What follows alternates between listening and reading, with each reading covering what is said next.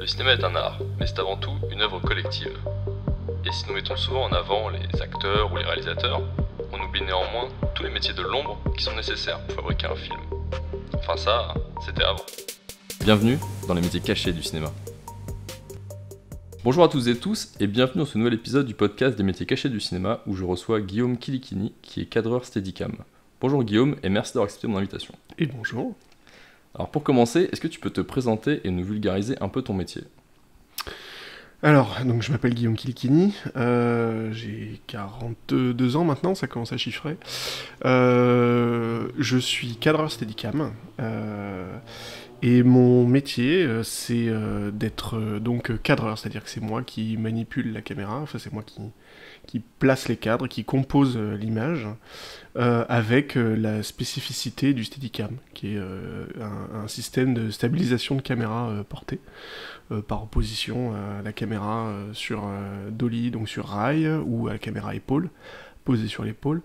Voilà, c'est ce qui permet de se déplacer tout en gardant une image stable et fluide. Ça marche. Pour toi, quelles sont les compétences et les connaissances principales qui sont nécessaires dans ta profession ? Alors je dirais bien évidemment ce qu'on appelle le sens du cadre, c'est-à-dire de la composition et tout ça.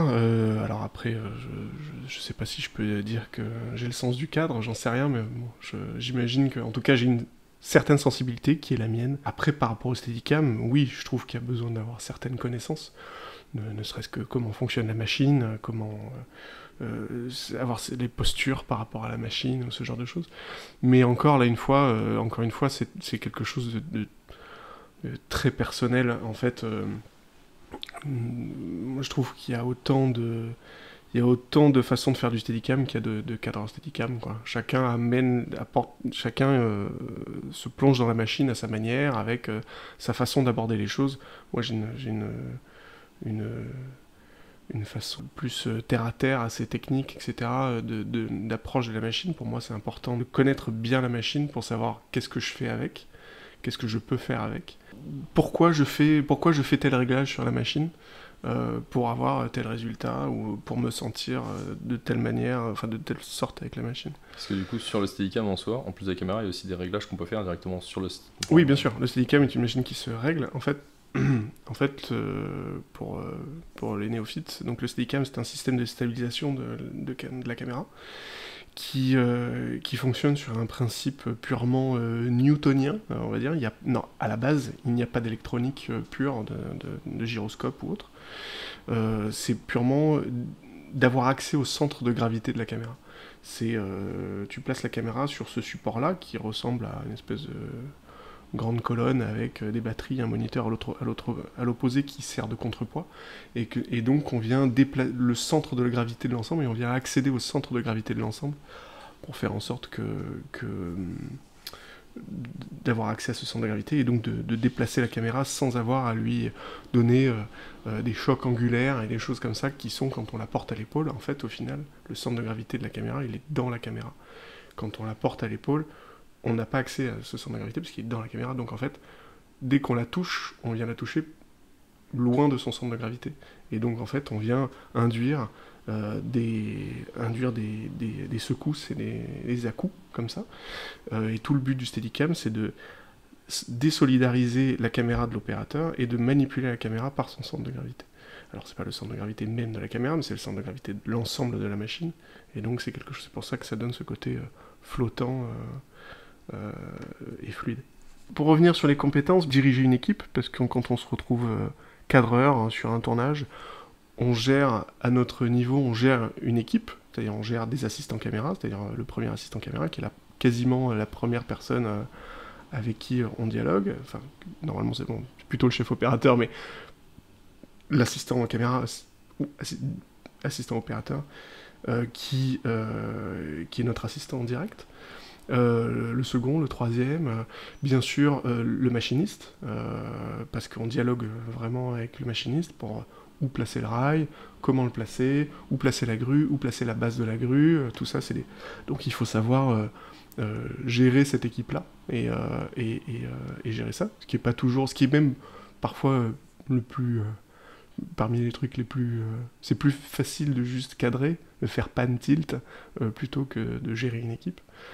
Et aussi toute la partie qu'on appelle la politique des plateaux, à savoir, comme c'est un système très pyramidal, avec des chefs et des assistants, etc., c'est d'arriver à trouver sa place là-dedans, et savoir dialoguer avec les bonnes personnes, comment dialoguer avec ces personnes-là, et surtout, comment résoudre les problèmes. Et parfois, voilà, c'est quand le réalisateur te dit rouge et que le chef opérateur te dit vert, tu fais ok, donc les deux, tu retrouves entre les deux feux, qu'est-ce que tu fais, comment tu résous le problème, il y a tel plan à rentrer, le réalisateur veut tel plan, comment tu vas amener le fait de demander à avoir 5 minutes de plus quand même, parce que là il faudrait genre peut-être placer un rail plutôt que faire ça, ou etc. Et donc en fait pour arriver voilà, à trouver ta place et à résoudre les problèmes tout en restant à ta place, en ne marchant pas sur les autres, en respectant les autres, etc. Pour revenir un peu dans le passé, est-ce que tu peux me dire ce qui t'a poussé vers le cinéma et ensuite plus particulièrement vers ce métier? Alors moi je veux faire du Steadicam depuis que j'ai 15-16 ans, depuis le lycée. En fait ce qui s'est passé, c'est que donc, j'ai un grand frère qui a 2 ans et demi plus que moi, qui lors de ses... je sais plus quel âge il avait, il devait avoir 11-12 ans, ouais, 11 ans je crois. Il est allé voir Dracula de Coppola au cinéma pour son anniversaire, et il est ressorti du film en disant ok, j'ai envie d'être réalisateur. Et moi, petit frère, ayant recherchant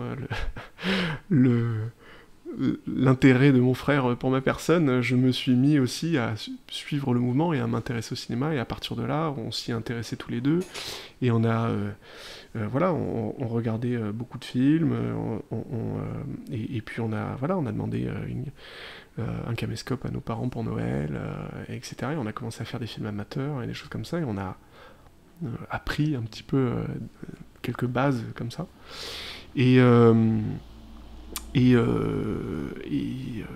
Sauf que voilà, au fur et à mesure,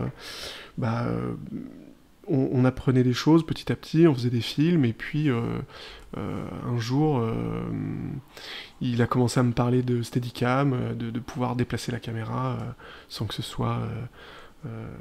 sans que ça bouge trop, sans que ce soit trop heurté, etc. Et je comprenais pas trop ce que c'était, et puis c'était l'époque aussi où il y avait les émissions de cinéma à la télé, où parfois pour faire la promo des films ils passaient certains bouts de making of où ils allaient faire des reportages sur les films ou des choses comme ça, et donc moi je voyais ces choses là, et j'ai toujours été très très attiré par l'envers du décor, comment étaient fait les choses. Je trouvais ça assez fascinant, j'étais fasciné par toute la technique, la machinerie, les caméras, etc. Et vraiment, ça m'impressionnait énormément. Et de temps en temps, dans ces fameux making-of, je voyais passer parfois un Steadicam, etc. Et je voyais ce type qui marchait ou qui courait avec cette caméra qui flottait à côté de lui. Et je ne comprenais pas comment ça fonctionnait. Mais bon, c'est resté un peu comme ça, en suspens. Et puis... on arrive le lycée, et avec ces fameuses questions de alors qu'est-ce que tu veux faire plus tard. Je savais que j'avais envie de faire du cinéma, je savais que je ne voulais pas faire de mise en scène ou de être réalisateur, ça ne m'intéressait pas, et je me sentais, ça ne m'attirait pas. Et puis je savais que je voulais faire de la technique. Je savais que cet envers du décor me plaisait, mais je savais pas quoi exactement, tout en, bien sûr, ne connaissant pas les différents métiers du cinéma et ces choses-là. Mais bon, j'avais cette appétence pour la caméra, etc. Et moi, j'avais mes cahiers de texte à l'école qui étaient couverts de photos de Panaflex et autres choses comme ça, parce que j'étais attiré par cet objet caméra. Et lorsque j'étais au lycée, ça correspondait à peu près au moment où il y a cette série américaine qui s'appelait Urgence. Je sais pas si tu connais. De nom, j'ai jamais trop regardé, mais je connais. Voilà, qui est une série qui s'est énormément écrite avec le Steadicam. qui est très... où la narration est très empreinte de plans séquences et de choses comme ça, et c'est vraiment l'écriture de cette série, c'est ça. Et donc, quand Urgence a commencé à bien cartonner en France, etc., ils ont commencé à faire des soirées spéciales, à passer 1, 2, 3 épisodes, je sais plus. Et je me souviens d'une soirée où ils ont passé genre 2 épisodes et un petit making-of après sur les coulisses d'Urgence, etc. Et forcément, tu parles pas d'Urgence, des coulisses d'Urgence sans parler de Steadicam. Et donc voilà, j'en avais entendu parler par mon frère, j'avais vu vite fait ces images sur certains making-of, mais je comprenais pas. Et à un moment, ils ont fait, je sais pas, peut-être 30 secondes à tout casser sur le Steadicam dans Urgence. Et il y avait cet opérateur qui a expliqué très vite fait comment fonctionnait la machine. Et là, je suis tombé amoureux du Steadicam. Et j'ai souvent coutume de dire que je suis un peu un hérétique dans le paysage Steadicam français, parce que je suis tombé amoureux de la machine avant de tomber amoureux de ce qu'elle pouvait faire. Et bien évidemment, avec l'âge et l'expérience, et etc., on finit par se dire, mais attends, cette machine-là, en fait, c'est assez fou parce qu'elle peut raconter plein de choses radicalement différentes. Ça peut être quelque chose d'extrêmement sensitif, extrêmement fluide, extrêmement doux, et très enveloppant, ou quelque chose de beaucoup plus abrupt, beaucoup plus sec, beaucoup plus... et la palette narrative de cette machine est assez folle. Spécialement aujourd'hui, on a des Steadicam qui sont quand même très précis et très réactifs et entre guillemets facile d'utilisation, je mets bien des guillemets, qui entre de bonnes mains, vraiment, tu es entre un bon cadreur qui a un bon feeling et un bon sens du mouvement, du cadre, de la rythmique, de la narration, etc. On peut faire des choses incroyables, et tu peux raconter des choses, et même avec des ruptures dans l'image, avec des ruptures dans le plan, etc. Et je me souviens, j'avais vu, à l'époque encore, jeune ado, j'avais vu ce petit bout de reportage, encore une fois, sur le Steadicam, c'était autre chose, avec Garrett Brown, donc l'inventeur du Steadicam, qui expliquait que c'était une machine qui pouvait arriver doucement comme ça, faire presque un point de vue subjectif d'une personne, ou enrouler un coin de porte avant de passer dans une pièce, etc. Ou alors, et s'arrêter tout doucement, petit à petit, et venir mourir comme ça, faire un arrêt très doux, ou alors, au contraire, arriver à quelque chose et de faire un arrêt très brut, très sec, etc. Et là, tu te dis, mais quand même, c'est la palette narrative de cette machine est assez folle. Parce que la seule limite, c'est toi, en fait, finalement. Ouais, en fait, alors, il y a des limitations techniques, bien évidemment, parce qu'il y a des choses que le Steadicam peut faire, et il y a des choses qu'il peut moins bien faire. Encore une fois, aujourd'hui, on peut faire beaucoup de choses au Steadicam, mais c'est souvent pas enfin, c'est pas souvent, c'est pas vrai, mais c'est parfois pas le bon outil. Il y a, comme la caméra épaule est un outil narratif, voilà, comme un plan sur une dolly, comme un plan fixe, ou comme un plan Steadicam, sont des outils qui racontent des choses différentes, qui ont des sensations différentes, que le spectateur ne perçoit pas forcément en se disant, ah tiens, là c'est une caméra épaule, ou ah tiens, ça doit être posé sur une dolly, c'est un rail. Mais c'est des choses que tu ressens inconsciemment et qui racontent des choses différentes. Et c'est vrai que moi j'essaie souvent de me battre pour essayer d'avoir le meilleur outil possible pour le plan. Malheureusement aujourd'hui, il y a des contraintes de production et des contraintes voilà, qui font que malheureusement, de par la versatilité du Steadicam, on se retrouve à faire des choses de Steadicam alors qu'on pourrait les faire sur dolly, ou sur pied, ou même à l'épaule, et c'est ce genre de choses qui parfois peut être un petit peu agaçant, énervant, et frustrant, parce que t'as pas envie de raconter ces choses-là, ou t'as pas envie de t'emmerder à faire tel type de plan au Steadicam, alors que juste tu mets 2 mètres de rail, et voilà, mais parce que le rendu est différent, et que t'as envie et donc forcément on te dit, ouais, mais là, il n'y a pas le temps, on est au Steadicam, est-ce que tu veux pas le faire au Steadicam? C'est un petit travelling très lent, comme ça, là, sur les bouteilles, machin.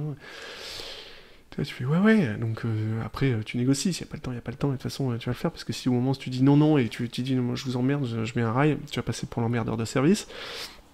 Mais donc tu vas essayer d'imiter la dolly au Steadicam, et par moment, c'est pas toujours facile. Et donc c'est un peu frustrant et agaçant d'être dans ce genre de configuration. Mais parce que voilà, ça répond à une logique de production qui fait on n'a pas le temps, il faut rentrer la journée, il faut y aller, et c'est comme ça. Quel cursus t'as suivi et qu'est-ce que tu recommanderais aujourd'hui à une personne qui voudrait se lancer dans cette voie? Moi j'ai fait une école de cinéma dans le sud, à Nice, parce que ironiquement, je voulais une formation caméra-film. J'étais très attiré donc par la caméra film, 16-35 mm. Et j'étais très attiré par ça, et je voulais justement apprendre à me servir de ça et comprendre ces caméras-là.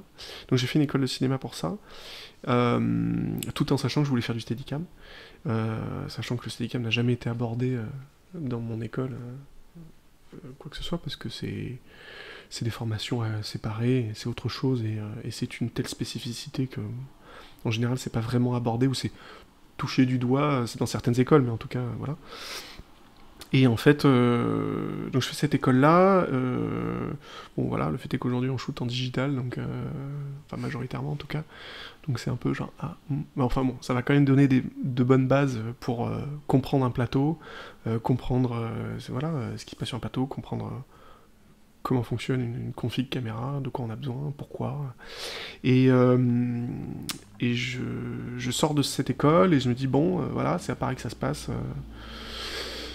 Sachant que j'étais de Marseille, je suis marseillais moi à la base, je me dis bon je vais monter à Paris, voilà, donc je me voilà à monter à Paris, et je me souviens être sur mon lit, arrivé à Paris, après avoir emménagé, me dire ok, donc qu'est-ce que je fais maintenant?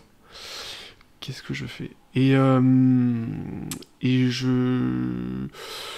de par quelques vagues contacts que j'ai, je me retrouve à faire un stage dans une société de location de Steadicam, à l'époque, à faire un stage comme un stagiaire, quoi, à préparer les batteries, préparer les commandes, enfin ce genre de choses. Et je sors de là, voilà, je fais ça, et je sors de là, et je me dis bon voilà, et puis de fil en aiguille, je rencontre un autre opérateur avec qui je m'entends bien, on se retrouve un peu sur cette Steadicam avec un grand S, et cette espèce de respect pour la machine et tout ça.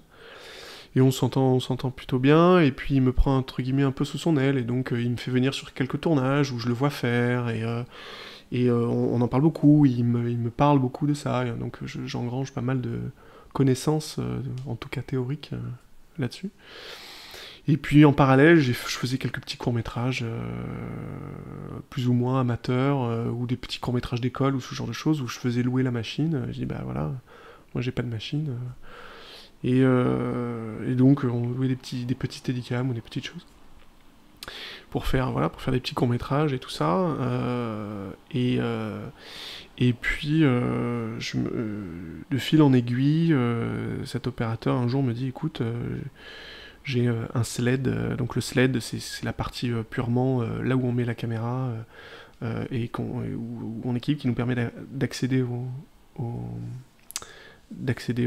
centre de gravité de la caméra. Il me dit j'ai un deuxième sled en backup, qui est un vieux sled, achète-toi un bras et un harnais et ça te fera une machine complète, parce que j'en ai pas parlé au début, mais Steadicam est composé de majoritairement 3 éléments: le sled, le harnais qui permet de porter la machine sur soi, et le bras articulé qui permet de à la fois porter le sled sur soi et en même temps d'amortir toutes les secousses de l'opérateur pour pas qu'elles soient retransmises dans la caméra. Et il me dit voilà, achète un bras, un harnais, et ça te fera un Steadicam complet. Et moi je me retrouve là en me disant waouh, ok, je me voyais pas propriétaire de ma machine avant je sais pas 20 ans de carrière, etc. Ça me paraissait hors de portée, et donc je me débrouille, j'emprunte un peu d'argent, et j'achète un vieux bras, refait, un vieux harnais, et je récupère son vieux sled modifié, machin, qui était un truc avec une technologie des années 90. Je commence à faire des petits courts-métrages comme ça. Et puis, de fil en aiguille, je fais des petits courts-métrages, des petites choses, et puis ça rapporte un petit peu d'argent, et puis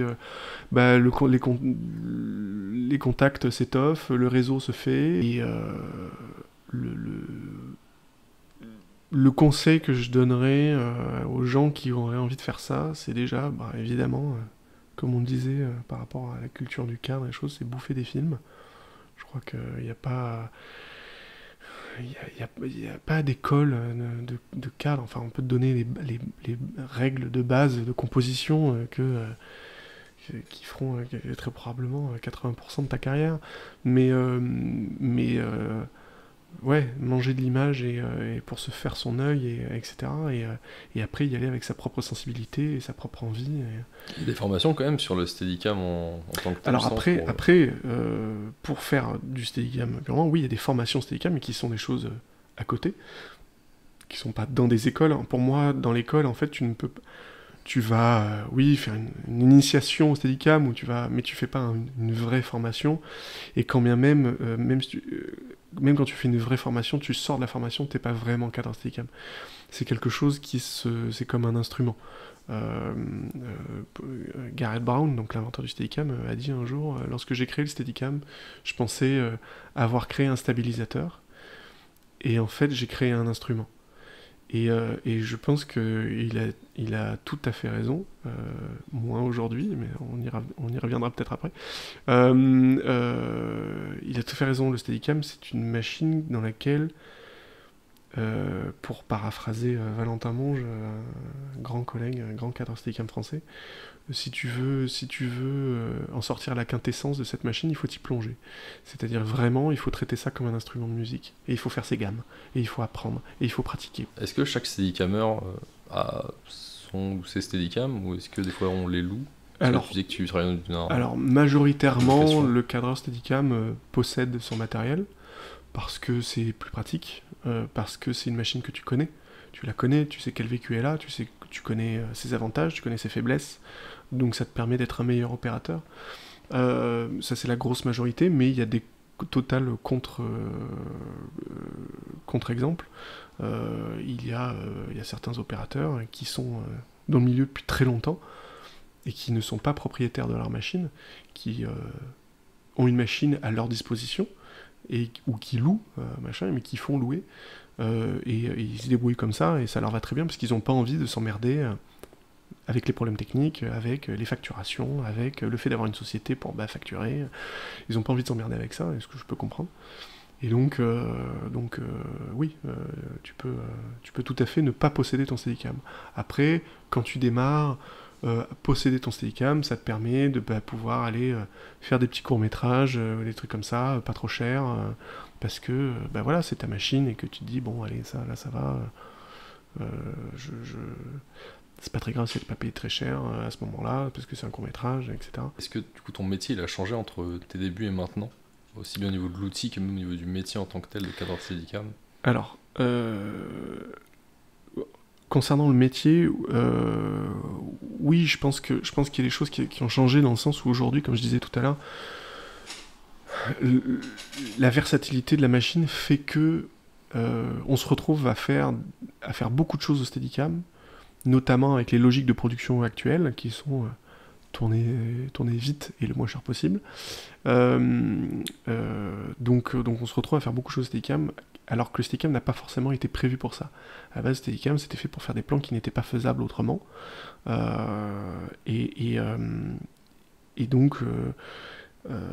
Mais aujourd'hui, on se retrouve à avoir des demandes de faire des plans qui ressemblent à de la dolly, ou ce genre de choses. et de plus en plus technique, et de plus en plus précis.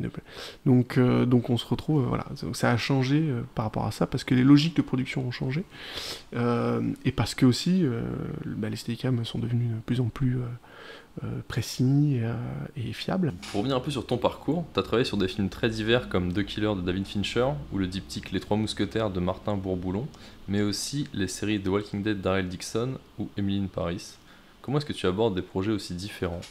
Alors déjà sur les Trois Mousquetaires, hein, j'ai fait très très peu de choses sur les Trois Mousquetaires. Hein. J'ai fait quelques petites caméras additionnelles, rien d'exceptionnel. Mais moi j'essaye toujours d'y aller avec bien évidemment mon envie de perfection. C'est ce qui me caractérise, je pense. Et mon envie de bien faire. Après, je dirais qu'en fait tu sais jamais vraiment ce que va être le tournage en fait. Tu y vas avec ton bagage à toi, tu emmènes ça avec toi, et après, c'est comment tu vas réussir à le modeler pour faire rentrer ça dans le projet que tu es en train de faire. Tu vas essayer en effet de t'imprégner de ce que veut le réalisateur ou le chef opérateur.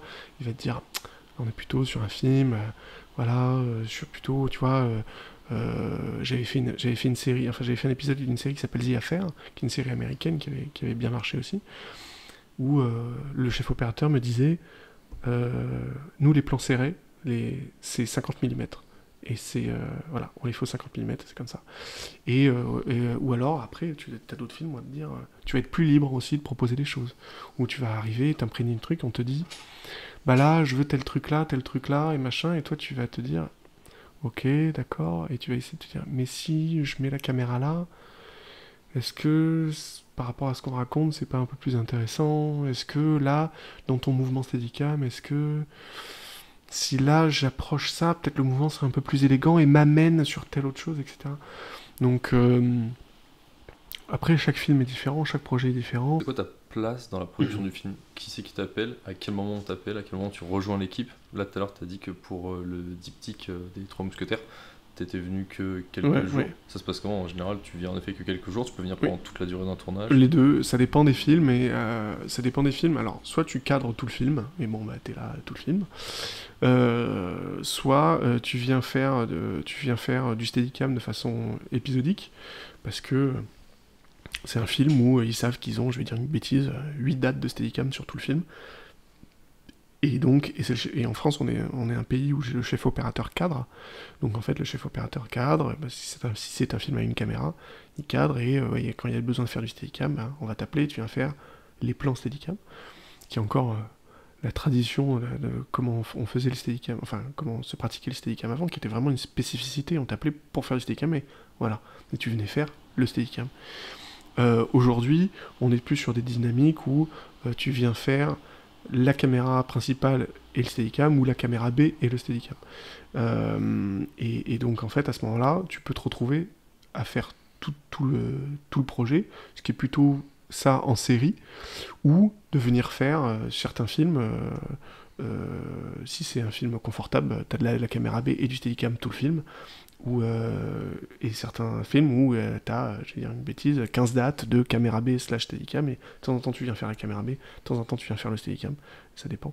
Et quand tu dis que tu vas faire la caméra B ou A, c'est-à-dire que tu vas cadrer avec la caméra? Oui, c'est ça. Tu fais aussi cadreur en plus de Steadicam en fait. Oui, c'est ça, exactement. Il y a des journées où tu arrives, il y a de la deuxième caméra, une caméra B, il y a de la deuxième caméra et du Steadicam dans la journée, et il y a des moments, bah, tu viens avec ton Steadicam, il y a du Steadicam, et puis après on te dit, ah ben là, le plan, machin, bah, prends la caméra, essaye de faire un truc là, etc. Ou viens chercher quelque chose à ce moment-là, et tu sors la caméra du Steadicam, et tu viens te mettre sur Dolly. Tu peux faire les deux, et t'es appelé des fois, enfin dans tous les cas, tu fais au moins du Steadicam, mais potentiellement tu peux faire aussi la caméra B, ou ça arrive aussi d'être appelé pour faire juste, notamment les Trois Mousquetaires. Enfin, si j'avais fait un tout petit peu Steadicam sur les Trois Mousquetaires, mais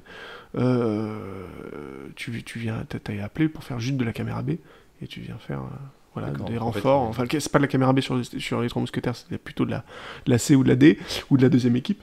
Mais c'est cadreur avant tout, et spécialisé Steadicam en fait. Voilà, exactement. C'est exactement ça. Exactement. Et du coup, qui c'est qui t'appelle? C'est chef op, la prod? Majoritairement le chef opérateur, oui, parce que encore une fois, il aime travailler avec ses équipes. En général, quand tu trouves des dynamiques qui fonctionnent bien, humainement ou techniquement, des dynamiques qui fonctionnent bien, en général, tu as tendance à rappeler les gens avec qui ça se passe bien.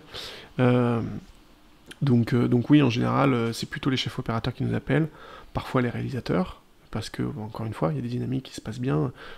Voilà, j'ai un ami réalisateur, et on s'aime énormément, on a les mêmes références, on a les mêmes esthétiques, on a le même sens de l'esthétique, on a les mêmes trucs, il me dit, que voilà, que moi, je lui apporte des choses qui vont dans son sens à lui, etc. Et inversement, quand on se parle, par moments, il y a certaines scènes, je me souviens, j'avais fait... j'ai fait quelques projets avec lui, on se retrouve à faire une scène, et je vais le voir, et je lui parle d'une scène d'un film, parce que sa scène me fait penser à ça, et il me regarde avec un énorme sourire en m'expliquant que c'était la référence pour cette scène-là, que c'était ce qui l'avait inspiré, et ce qui l'avait imprégné pour aborder cette séquence-là. Et donc on a les mêmes références, mais donc voilà, ça c'est plutôt avec les réalisateurs, donc c'est plutôt en général, c'est en numéro 1 chef opérateur, en 2 je dirais réalisateur, et en 3 production. Et du coup, toi, quand t'arrives, t'es intégré dans l'équipe avec déjà les assistants opérateurs, etc. Tu viens souvent solo, en fait. Alors, sur les films où tu viens de façon éparpillée, comme ça, quelques jours par-ci par-là, oui, tu viens de façon, tu viens tout seul, et en général, il y a déjà des assistants, et donc il faut que tu viennes t'intégrer dans l'équipe, ce qui est parfois pas forcément facile, parce que eux, ça se trouve, tu fais ton premier jour de Steadicam sur un film, ou le caméra B, tu débarques, tu ne connais pas l'esthétique du film, eux, ça fait déjà 3 semaines qu'ils tournent, ils sont déjà impliqués dans le truc, etc. Toi, parfois, t'as même pas eu le scénario, tu débarques et tu fais OK, et donc, comment tu trouves ta place, comment tu trouves ta dynamique là-dedans, pour gérer tes équipes, gérer tes trucs, sachant qu'eux, ils ont déjà leur dynamique à eux, donc pour trouver ta place à ce moment-là, c'est pas toujours facile. Mais parfois tu débarques aussi, donc tu fais avec les assistants du chef opérateur qui sont là, parce que le chef opérateur aime tourner avec tel ou tel assistant, et donc tu viens tourner avec ces assistants-là. Et parfois on te dit, bon bah là tu viens en caméra B, / Steadicam, avec qui tu veux travailler, etc. Alors après, encore une fois, c'est plus une histoire de... on me demande souvent avec qui je veux travailler, plutôt sur des séries ou des projets étrangers, type américain, parce que ils n'ont pas forcément leur réseau, et on te dit, bon voilà, ok, on te veut pour tel projet, toi avec qui tu veux travailler. Et là tu peux ramener les assistants avec qui tu veux travailler, etc. etc. Mais ça marche aussi quand tu fais voilà, la caméra B et Steadicam sur tout un film, où tu fais la totalité du film, tu dis, bon bah ok, là je vais faire la totalité du film, j'aimerais bien travailler avec telle personne parce que je m'entends bien, je sais qu'elle est douée, etc. etc. Mais donc ça dépend de la place que tu as et la place qu'on te laisse. Il n'y a pas si longtemps que ça, j'ai fait un projet, on m'a pas posé la question de... Je l'ai fait un projet en entier, on m'a pas posé la question de qui je devais avoir comme assistant. Et au début, je l'ai eu un peu vénère, bon, ok, parce que le réalisateur voulait cette assistante-là, parce qu'il savait qu'elle était très forte, etc. Et au final... j'ai fait le tournage, et ça s'est extrêmement bien passé avec l'assistante, on s'est super bien entendu et on s'adore. Donc tout va bien, mais ouais. Est-ce que tu peux nous dire comment ça se passe une journée type pour toi ? Une journée type où je viens faire... Bah ouais, surtout en Steadicam sur un tournage. Où je viens faire en journée en extra comme ça, ou sur la totalité du film ? Je sais pas, il y a beaucoup de différences entre les deux ? Bah oui, alors déjà parce que quand tu es appelé au Steadicam, pour faire juste, je vais dire une bêtise, mais un plan Steadicam pendant la journée, déjà t'es pas forcément appelé le matin, t'es appelé, ils savent qu'ils vont avoir du Steadicam que l'après-midi, donc ils vont te dire, écoute, tu viens à midi, tu manges avec nous, et puis après on fera le plan. Ils sont pas obligés de te convoquer, c'est de plus en plus rare, parce qu'en général, maintenant, quand ils t'appellent, ils essayent de te rentabiliser, et voilà, mais... Donc, tu arrives avec ton matériel dans ta voiture, tu cherches à te garer, de préférence en espérant qu'ils ont prévu une place pour toi. Tu décharges ton matériel, et puis après tu vas faire le tour des gens, tu vas rencontrer le chef opérateur, le réalisateur, te présenter, moi j'aime bien arriver un peu en avance et voir comment ça se passe sur le plateau, quelle est la dynamique du plateau, comment cadre le chef opérateur, quelle est l'esthétique et comment ils abordent les choses. Donc j'aime bien observer avant. Euh, après on te dit bon allez, Steadicam, prochaine séquence, c'est à toi. Et donc alors tu viens déjà demander ce que tu vas faire. Qu'est-ce qu'on attend de toi. Est-ce que c'est un plan, qu'est-ce que c'est comme plan. La question c'est est-ce que c'est un plan qui est très défini parce qu'il y a des réalisateurs qui savent exactement ce qu'ils veulent et d'autres qui sont complètement dans le flou. Et donc en fait tu viens dire ok, t'as besoin de ça, tu veux raconter ça, ok, donc et là tu viens discuter du plan. Et est-ce que si là j'enroule ici à cet endroit-là et que je fais ça et que machin et ainsi de suite.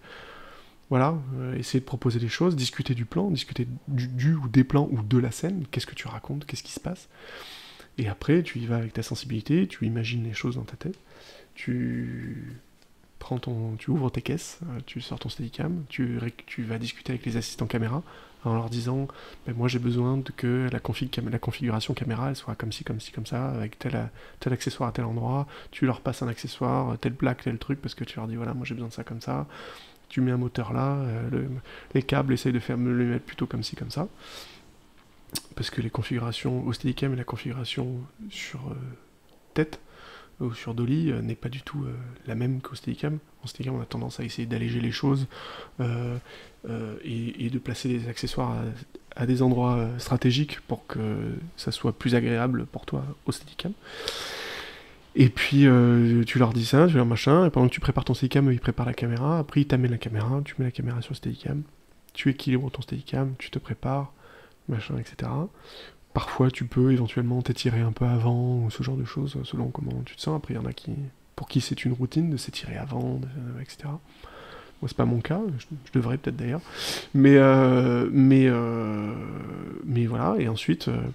tu vas ce qu'on appelle à la face, c'est-à-dire vraiment sur le plateau, et tu dis bon voilà, et tu vas répéter, regarder et voir comment ça fonctionne, et puis après aller affiner, demander les choses. Par exemple, tu peux dire, tu vas dialoguer avec tes assistants déjà, tu vas dialoguer avec les assistants mise en scène, pour leur dire déjà, moi, je suis prêt dans tant de temps, 2, là, dans le mouvement, c'est un plan avec de la figuration, est-ce que tu peux me mettre un figurant qui passe de là à là, parce que moi, ça va m'aider à faire bouger ma caméra, est-ce que là, regarde là dans le plan et tout, c'est un peu vide là, mets-moi des figurants ici, là, ces figurants-là, ils me gênent, est-ce que tu peux les pousser, tu vas discuter avec les accessoires, parce que les accessoires, ou la déco, en leur disant, ça me gêne, est-ce que on peut le pousser, ça, là, ça serait plus joli de le mettre dans ce coin-là, est-ce qu'on a le droit de le faire, est-ce que c'est possible, est-ce que tu peux le bouger, ce genre de choses. Tu vas discuter aussi avec le son, avec le perchman, qui va regarder le plan, qui va te demander, là, à tel endroit, t'es plutôt à quelle hauteur, t'as combien d'air au-dessus de la tête pour qu'il puisse passer son micro, par où tu passes, est-ce qu'attends, là, si tu passes par là, on passe par un couloir, mais attends, si je passe avant toi, est-ce que toi, tu pourras, machin, parce que moi, j'ai ma perche, etc. Donc, t'as un dialogue comme ça, avec les différents départements, pareil avec le chef opérateur, où tu lui dis là quand je passe, là j'ai une ombre à tel endroit, est-ce que tu peux bouger ce projecteur là, ou est-ce que on trouve une autre façon de le faire, de passer pour éviter qu'il y ait une ombre, ce genre de choses quoi. Du coup il y a une répétition quand même, enfin vraiment où vous le faites, parce que là, du coup vous en parlez, vous préparez, mais après est-ce que vous répétez quand même? Oui, en général il y a des répétitions, après plus le plan est compliqué, plus tu as des répétitions, en général c'est pas toujours le cas. Après parfois ils sont aussi pris par le temps, et puis si c'est ce qu'on appelle un walk and talk, c'est-à-dire des personnages qui marchent face caméra et qui discutent, parfois il peut se dire est-ce qu'on peut tourner la répète, parce que voilà. Évidemment, c'est jamais très agréable parce que tu te retrouves à tourner une répète, t'as rien vu, t'as pas forcément marché le décor avec la machine. Là, par exemple, il y a un trottoir à passer, est-ce que machin, ou un escalier ou un truc. Tu fais, j'aimerais bien faire une répète quand même parce que ce serait quand même plus pratique et plus élégant, et voilà. Donc, ouais, tu fais une répétition, et ensuite tu vas faire tes prises, etc. etc. Encore une fois, pendant les prises, entre les prises, tu vas dialoguer avec tous ces corps de métier qu'on a déjà cités, pour aller bouger des choses, changer pour soit de simplifier la tâche, soit que ce soit plus joli, soit que ça ait plus de sens, soit etc. Tu vas discuter avec les machinaux aussi, parce que les machinistes sont entre guillemets responsables de ta sécurité, donc ils vont t'assurer pendant le plan pour faire en sorte éviter que tu tombes, que tu marches sur quelque chose qui te fasse tomber ou ce genre de choses, ou ils vont tenir à ce qu'on appelle des wind killers, qui sont des espèces de grandes toiles qui coupent le vent, qui cassent le vent, parce que le Steadicam étant une machine qui fonctionne en équilibre, si tu souffles dessus, c'est pas très agréable. Donc en fait, on va essayer de couper le vent, donc tu discutes avec eux pour comment ils se placent, mais là, eux, ils vont faire de l'ombre à tel endroit, etc. Donc c'est partie des corps de métier avec qui tu discutes aussi. Et donc tu fais tes plans, ton ou tes plans de cette manière-là, et puis jusqu'au moment où on te dit, ok, cette prise est bonne, ok, c'est super, on passe à autre chose. Donc soit tu as un autre plan, soit on te dit, écoute, le Steadicam a terminé, super. Quelle était la chose la plus challengeante que tu as vécue sur un projet ? Il y a une espèce de... C'est pas un clip, c'est plutôt une vidéo musicale live, où en fait, c'est pas un clip, mais ça ressemble à un clip, mais c'en est pas un, où en fait c'est un plan séquence avec un groupe qui joue en live, qui joue vraiment, et ce qui joue est enregistré. Et en fait, c'est un plan séquence qui durait, je crois, 7 minutes, à l'aéroport de Paris, à Charles de Gaulle, je crois, ou c'était Orly, je sais plus, et qui était très challengeante parce que, en fait, le réalisateur voulait quelque chose où presque j'improvise les choses. Et on avait commencé à faire plusieurs prises comme ça, à dégrossir un peu les choses, et il demandait des choses différentes entre les prises, et surtout il demandait, et par moments, et souvent, pendant les premières prises, il était à côté de moi, et il donnait des indications pendant la prise. Et donc en fait, par moments, on avait des trucs très contradictoires, et un peu genre, attends, mais où on va, qu'est-ce qu'on raconte, etc. Et il a fallu que j'en discute beaucoup avec lui, et qu'on se dise, bon, ok, ça fonctionne, mais là, elle va aller là, ça fonctionne moins bien, et donc aider à designer le truc. Et en fait, il y avait toute une partie où on tournait autour du groupe et de leurs instruments, et cette partie-là était quasiment improvisée. Il me disait, va avec la musique, etc., laisse-toi aller, etc., et c'est là où c'est challengeant, c'est comment passer d'un instrument à l'autre, passer d'un endroit à un autre, de façon élégante, tout en suivant un peu la musique, en se laissant porter, mais à ce que ce soit élégant et que les transitions ne soient pas ce que moi j'appelle les transitions, qui est donc en effet de passer, je vais dire une bêtise, mais du clavier à la guitare, hein, et que ce soit élégant et le plus fluide possible d'un point de vue narratif, et après on repassait sur la comédienne, parce qu'il y a une histoire, c'était avec une comédienne. Et on repassait sur la comédienne et des choses comme ça, tout en ayant le réalisateur qui donne des indications en même temps pendant la prise. C'était un petit peu... et je me souviens d'une prise... on avait fait déjà beaucoup de prises parce qu'ils voulaient voir. Et donc en fait, même les répétitions, même les trucs, on commençait à dégrossir un peu, ils voulaient voir, donc je portais la machine et je faisais des prises de 7 minutes, etc. etc. Donc, et je me souviens d'une fois, il lui a dit... il était là, et...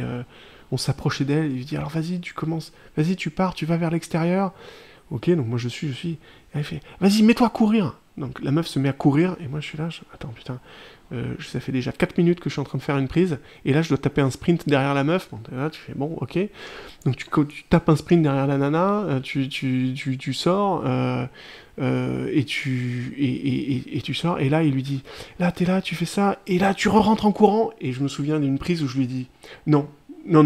Et pendant la prise, je continuais le plan et je lui dis non. En marchant alors, oui.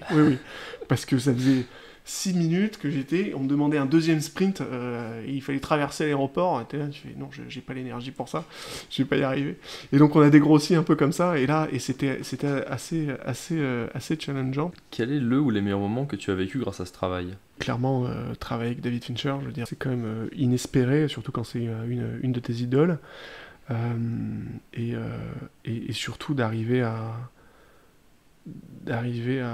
le satisfaire. Je sais pas si je l'ai complètement satisfait, j'en sais rien. Mais le moment où il te dit, où tu rentres un plan compliqué en 14 brises, avec un scooter qui passe, un truc, un machin, etc. En 14 prises, où toi t'es debout sur une dolly à faire un 180 degrés, quasi en whip pan pour finir, sur un cadre extrêmement précis, sur un truc, etc. avec une descente de colonne en même temps, et ainsi de suite. Le tout à moitié sous la pluie, et que tu ne fais que 14, entre guillemets, 14 prises, alors que il est plutôt coutumier de la trentaine, tu te dis, et qui te dit, ok, moi ça me semble bien, Guillaume. Tu fais waouh. Alors là, tu juste. Je me souviens, j'avais appelé ma compagne en lui disant, on a fait que 14 prises sur ce truc-là, parce que c'était un plan, parce que j'étais au courant, j'avais fait les repérages techniques et tout ça. Et évidemment, il sait tout à l'avance, 2 mois à l'avance, il sait exactement où est-ce qu'il va mettre sa caméra, quelle focale ça va être, etc. hein. Il est bon à 95% près. hein. Donc, tu te retrouves là-dedans. Et j'avais appelé ma compagne en lui disant, on a fait que 14 prises, machin, etc. Il a dit que c'était bien. J'étais comme un dingue. mais ouais, donc ça c'est extrêmement gratifiant et impressionnant. Et du coup, dernière question, quel autre métier du cinéma penses-tu n'est pas assez mis en avant et qui pourrait faire l'objet d'un prochain épisode ? Ouais, Perchman, ouais, c'est bien Perchman. C'est bien parce que, pour avoir discuté avec certains, en fait, c'est... dans l'inconscient des gens, t'as un côté très... c'est le mec qui met le micro au-dessus du personnage, alors qu'en fait, c'est tellement plus technique que ça, et selon les ingé sons, tellement plus... à quel point il participe à la création du son, autre que juste mettre un micro au-dessus du personnage, que ça soit dans le choix des micros, dans le placement des micros, dans le combien de micros, à quel endroit, comment, etc. Alors, c'est assez intéressant. Merci beaucoup Guillaume. Je t'en prie. Merci beaucoup d'avoir écouté cet épisode des métiers cachés du cinéma. S'il vous a plu, n'hésitez pas à vous abonner, mettre une note et un avis sur votre plateforme d'écoute préférée, et je vous donne rendez-vous prochainement pour un nouvel épisode.